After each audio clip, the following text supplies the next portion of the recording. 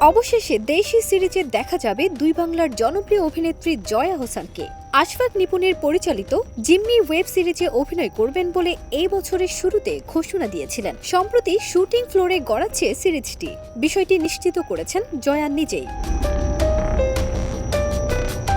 জয়া হোসেন বলেন, চলতি সপ্তাহে শুরু হবে শুটিং।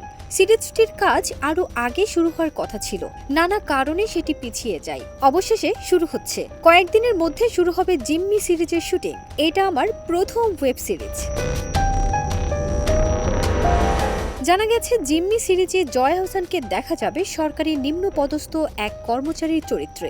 10 বছর ধরে কোনো প্রমোশন পায় না সে। স্বামী স্ত্রীর টানাটানির সংসার। উচ্চাকাঙ্ক্ষী এই নারী একদিন অফিসের স্টোর রুমে বাক্স ভর্তি টাকা পায়। হঠাৎ পাওয়া এই টাকা নিয়ে শুরু হয় টানাপোড়েন। শেষ পর্যন্ত লোভের কাছে জিম্মি হয়ে পড়ে তার অভিনীত চরিত্রটি। গত কয়েক বছরে তাকে দেশীয় কাজে সেভাবে পাওয়া যায়নি বললেই চলে। সে অনুযায়ী ভারত এবং কলকাতার কাজ নিয়েই তুমুল ব্যস্ত এই অভিনেত্রী। প্রসঙ্গত, চলতি মাসের শুরুতে ফিল্মফেয়ারের ওটিটি অ্যাওয়ার্ড প্রদান অনুষ্ঠানে জামদানিতে আলো ছড়িয়েছেন জয়া হোসেন। নতুনভাবে ডিজাইন করা এই শাড়ি পরায় প্রশংসার পাশাপাশি সমালোচনাও শুনতে হয়েছে তাকে। বিষয়টি নজর এড়ায়নি জয়ার, কিন্তু সমালোচনায় থামতে চান না তিনি।